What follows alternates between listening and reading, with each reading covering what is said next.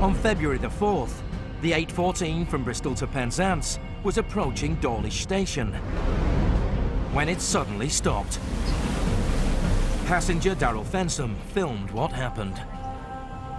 I looked out the window and suddenly waves started battering against the side of my train, pretty much right in my face.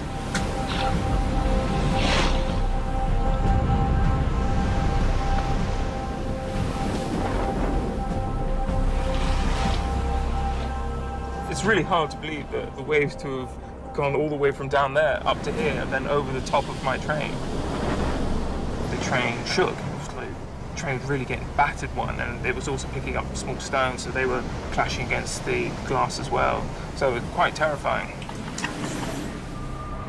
I looked out the window and saw that the water level was at the height of the track itself. I was worried that the train was going to start falling into the sea, to be honest.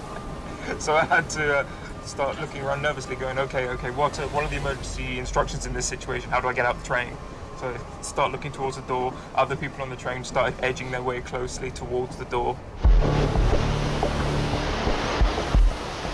With safety paramount, the train operators faced a difficult choice: go on or turn back.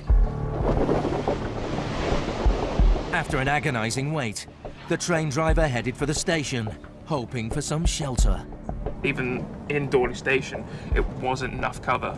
The waves would then hit the side of Dawlish Station, go over the top of Dawlish Station, and then just fall on top of the train itself.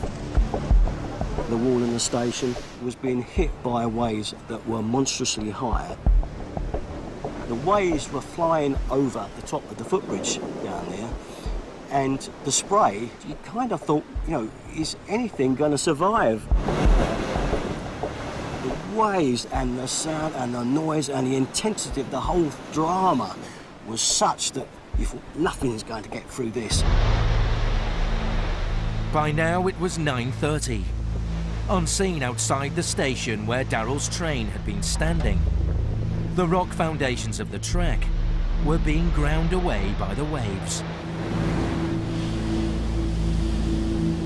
At 9:45, with waves blocking the track ahead, the decision was taken to reverse the train out of Dawlish, back to Exeter. Now at that point, we were like, okay, maybe we can calm down a little bit. Daryl's was the last train to get through Dawlish. Next day, where Daryl's train had been, it looked like this. The next day I saw all the shots of the rails being completely washed away and nothing left. There was a sight to see that I'd never witnessed before. This is not real. Thousands of tons of seawall had crumbled into the waves, taking the Dawlish rail line with it.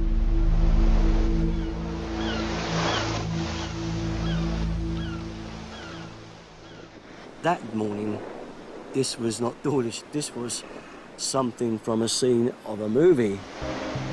The power of the waves and what they could have done to my train, the whole thing could have been sucked into the sea. I consider myself very lucky to have survived an experience like this, and it could have gone a lot worse.